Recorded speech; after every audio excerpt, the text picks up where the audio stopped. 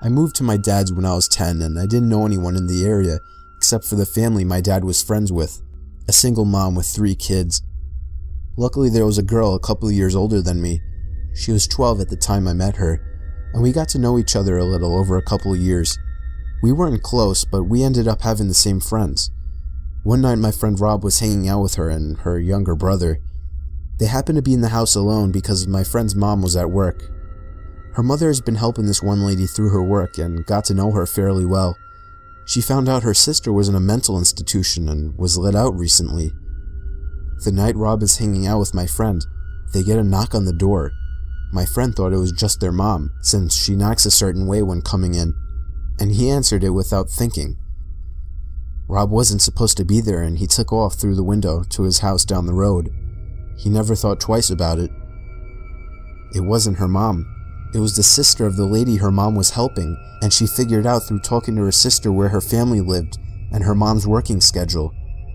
She came in. This is where I don't know the details, and I'm glad I don't.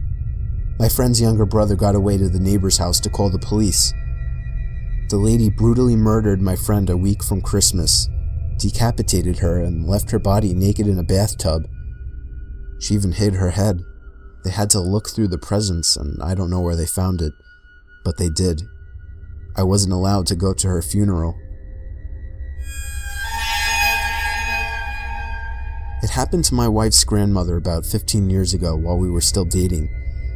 Her husband had just passed away about a year previously, but she'd been going down to the library and volunteering.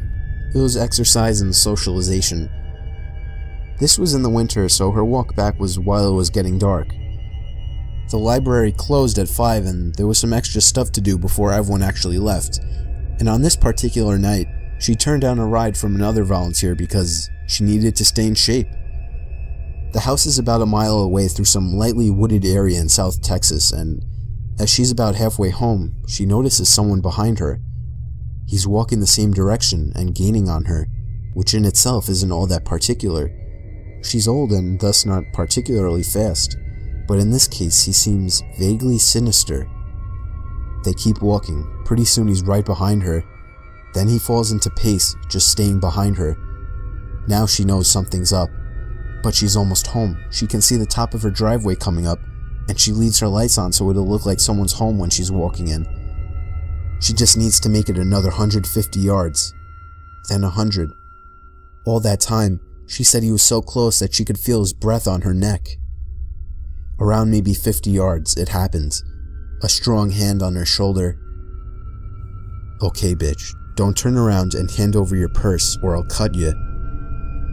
She stops for a second, then takes one big step forward, turns and shoots the guy in the neck with the .38 she keeps in her purse. The guy spent the next 5 years in a prison hospital before he died of complications. My wife's grandmother passed last year, but up to the end, she lamented that she pulled the trigger too soon. When I was young, I'd say 8 to 11-ish, my sister, whom is 7 years older, would babysit when my parents were out. At the time, she smoked a lot and my parents made her smoke outside, of course. So I'd follow her outside, play around, annoy her and such. One day my sister notices a car at the end of the driveway, just sitting in the road. It's a white SUV with a bike rack on top. It has the most tinted windows I've ever seen. You could not see inside from the side. It sat there until she went inside, then would drive to the end of the road and sit at the church parking lot and wait until she'd come out again for another smoke, and it would repeat this. Odd, but my sister is a brave lady and just kind of ignored it. That is, until the next day while my parents were out again and it showed up again. It would sit at the end of the driveway and just watch. I don't know what the driver was doing, but he was watching my sister. I know because if I didn't go out, I'd watch from the front window and it would just sit there and watch my sister. She told my father, who was a sheriff deputy at the time, and he called the cops and made a complaint. They showed up, looked around, but the SUV was nowhere to be seen. Months went by and nothing. Then one day, a good 9 months after this had all started and around 4 months since the last sighting, it was back. It became a regular occurrence. Another day, my sister was outside doing her nasty habit, And sure enough, here it comes. This time we were all alone as usual, and she decides she has had enough. She tells me to stay in the carport and she's gonna go confront them. She starts walking toward the SUV, and halfway down the driveway, she would later remark to us, "I felt utter terror, like I knew if I went any further, I was dead. I was paralyzed by pure fear." She turned around and went inside. Finally, the family car was in the shop for some kind of issue, so we were all stuck home for the night. While my parents are home, my sister goes outside to smoke. I go outside with her, and eventually the SUV shows up. She tells me to run inside and tell my father, and I do. My dad promptly gets his gun and starts briskly walking down the driveway with it in hand, in the direction of the SUV, but not leveled towards it.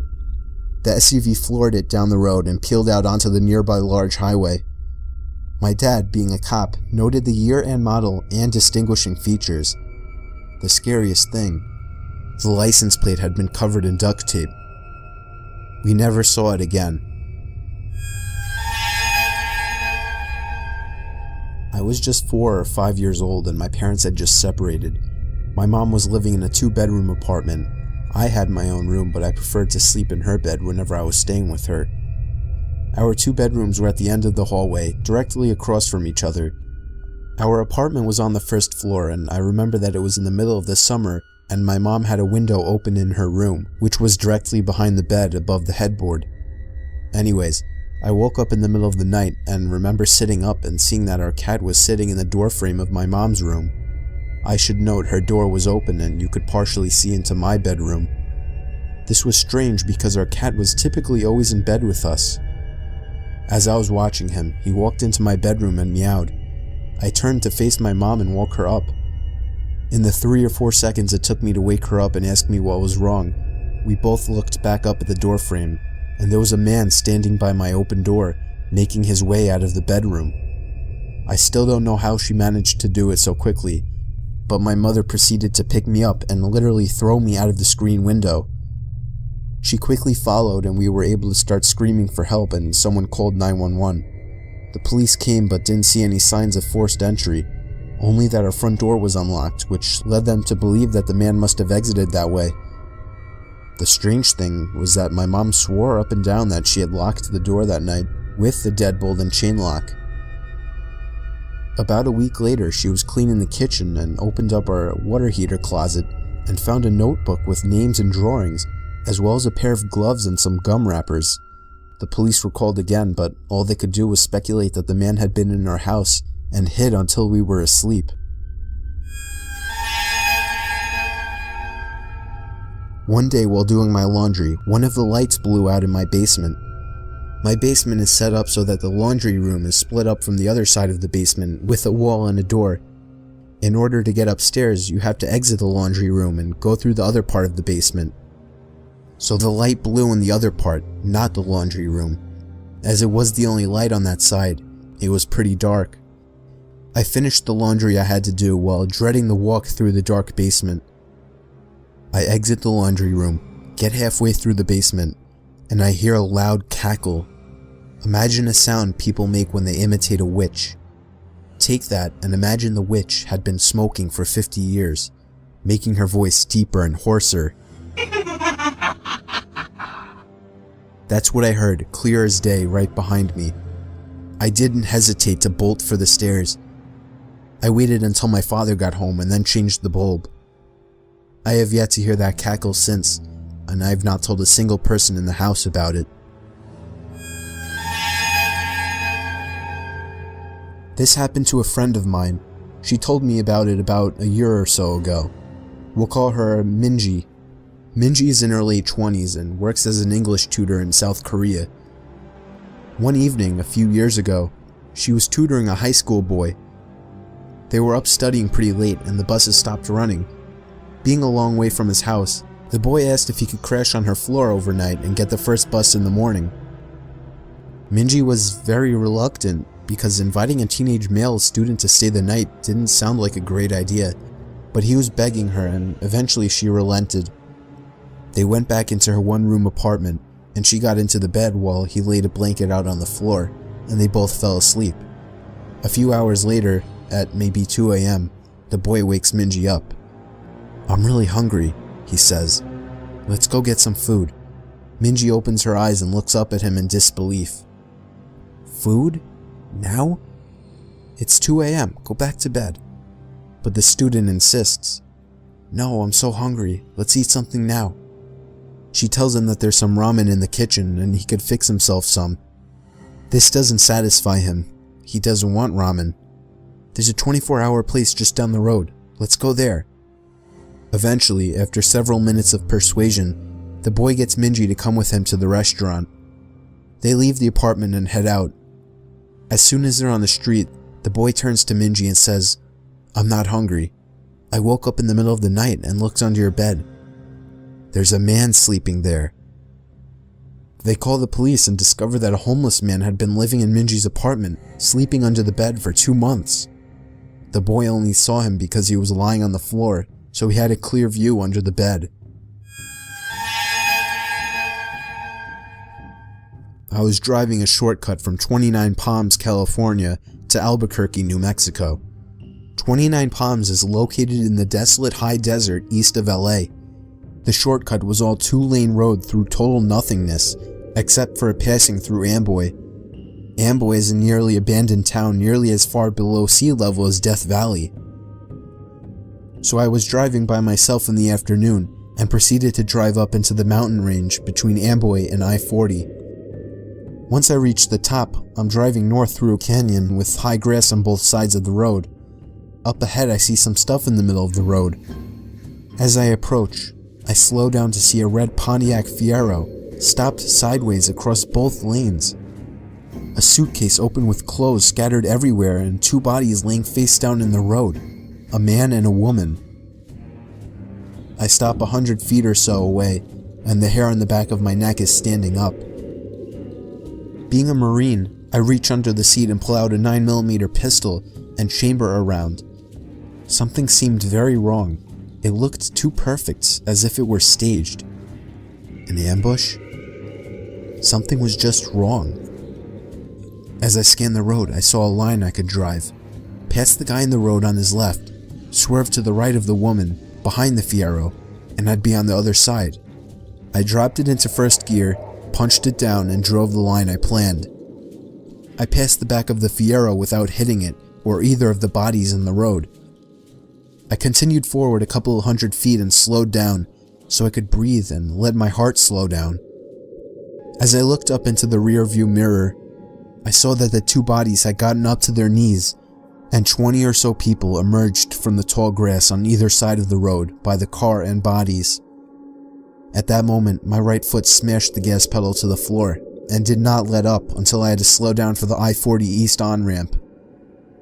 I will never know what would have happened to me had I gotten out of the car to check on the bodies, or stopped my car closer to them.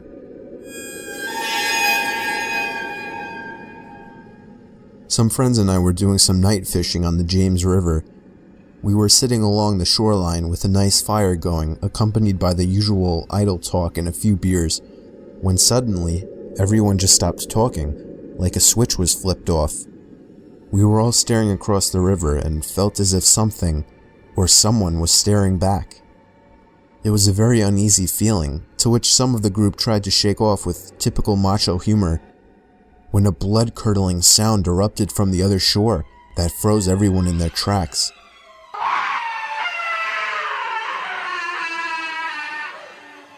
The sound was unlike any other that I had ever heard, and it made every hair on my body vibrate and tingle. The only way I could describe it is it sounded like a wild person with no language skills being gutted alive. No words, just this high-pitched, blood-curdling scream. Nobody moved or said a word. We all just sat there fixed in our stare, when just as suddenly, a second scream was let loose with even more force than the first.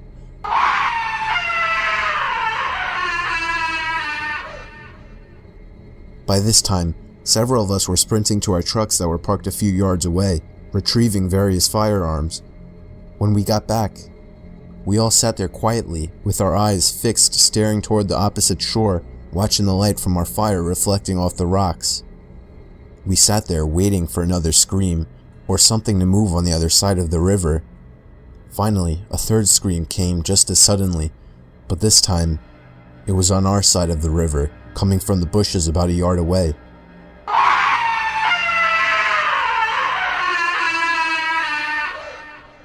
We all hightailed out of there, leaving most of our stuff behind. When we got to our trucks, we heard the scream one more time, just beyond the tree line. We all floored it the hell away from there, and never found out what was making the sounds.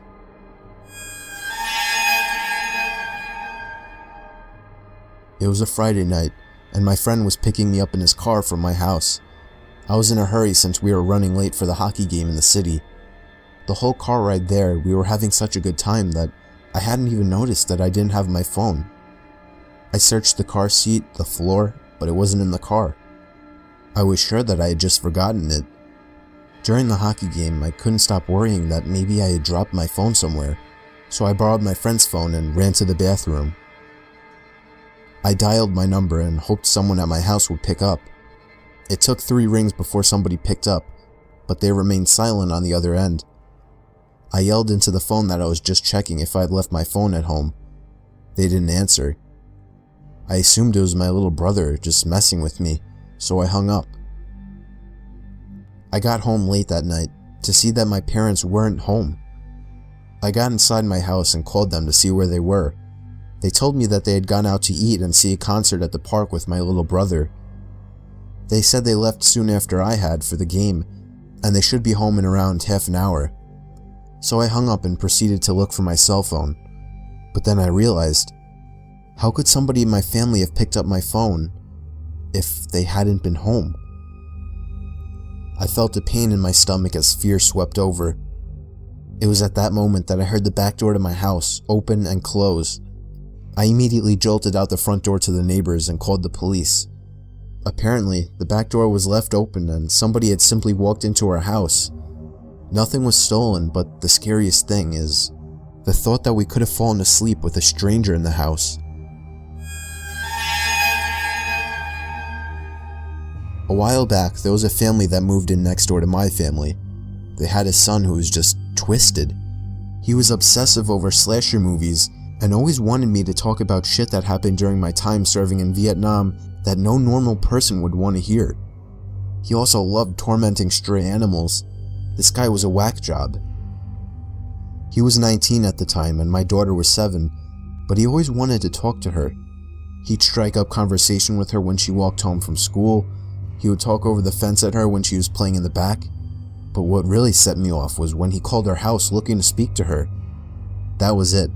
I went over and flipped shit at him and his parents. Told him to stay the hell away from her and I'd better not ever see him again. That's when things got weird. My daughter was always a little imaginative and paranoid. She would think there were monsters under her bed and whatnot, so when she told me there was something living in her closet and she was too scared to get up and tell us at night, but it wasn't there in the daytime, we blew it off as no big deal.